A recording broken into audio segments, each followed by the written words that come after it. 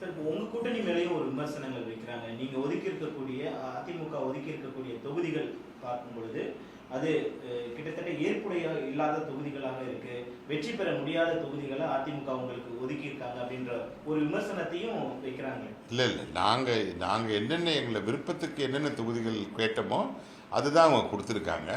இப்போ திமுகவுடைய கூட்டணி இருக்கிற கட்சிகள் நீங்கள் பார்த்தீங்கன்னா விசிகே வந்து கமலஹாசனுக்காக நீங்கள் வந்து அவங்கள கட்டாயப்படுத்தி நிறுத்தக்கூடாது அப்படின்னு சொல்கிறாங்க.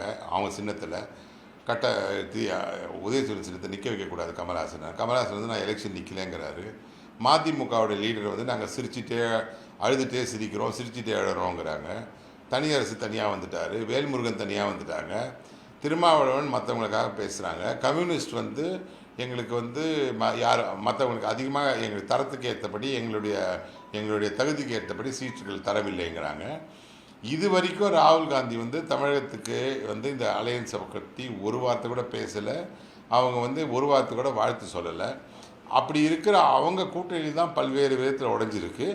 நாங்கள் கேட்ட தொகுதிகளும் எங்களுக்கு விரும்பி தான் எல்லா தொகுதிகளும் பிஜேபி, அண்ணா திராவிட முன்னேற்ற கழகமும் பிஜேபியும் தேமுதிகவும் எங்களுடைய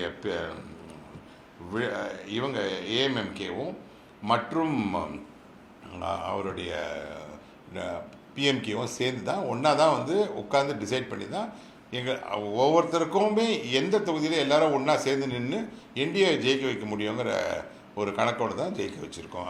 இந்த அலையன்ஸ் ஃபார்ம் ஆகிருக்கு. சார், அதே நேரத்தில் நீங்கள் சொல்கிறீங்க எல்லாம் எங்களுக்கு கேட்ட தொகுதி தான். இப்போ டி நகரில் நமக்கு தெரியும் வினோஜ் பிஸ்லாம் வேலை பார்த்துட்டு இருந்தாரு, வேளச்சேரியில் சூர்யா வேலை பார்த்துட்டு இருந்தாரு, கோவை தெற்குல வானதி வேலை பார்த்து வானதி இன்னைக்கு என்ன சொல்லியிருக்காங்க, வருத்தம் தான் அப்படின்னு சொல்லியிருக்காங்க. கூட்டணியில் சில இதை அட்ஜஸ்ட் பண்ணி தான் போகணும்னு இருக்காங்க.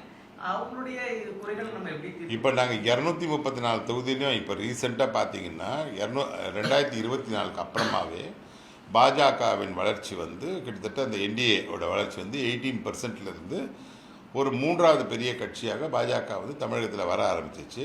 அதனால் நாங்கள் எல்லா இடத்துலையுமே எங்களுடைய கட்சியை சேர்ந்த காரியகர்த்தாக்கள் வந்து ஒவ்வொரு இடத்துலையும் சீட்டுக்காக கண்டிப்பாக வேலை செஞ்சாங்க.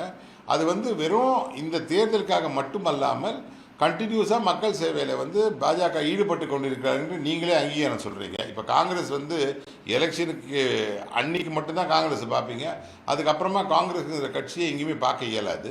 அப்படி இல்லாமல் நீங்கள் சொன்ன 4-5 பேருமே வந்து கண்டினியூஸாக வேலை பார்க்குறாங்கன்னு சொல்கிறீங்க இல்லையா, அதுவே பாஜகவின் வளர்ச்சியாக தான் நாங்கள் பார்க்குறோம். இப்போ சார் நம்ம சொல்லியிருக்கோம், நம்ம விரும்பிய தொகுதிகளிலிருந்து இப்போ ஏடிஎம் கிட்ட சொல்லி நாங்கள் விரும்பிய தொகுதியை கேட்டு பெற்றோம்னு. இதில் அண்ணாமலைக்கான தொகுதியாக என்ன தொகுதி? இல்லை, எந்த ஒரு இண்டிவிஜுவலுக்காக ஒரு தொகுதியை கேட்டு பெறாமல் இப்போ அண்ணாமலைங்கிறவர் 234 தொகுதியில் எங்கே நின்னாலும் ஜெயிப்பார் அப்படிங்கிறது எங்களுடைய கருத்து. அதாவது பாஜகவை பொறுத்த வரைக்கும் யாரை எங்கே நிற்க வச்சாலும் அது மோடி நிற்கிற மாதிரி தான்.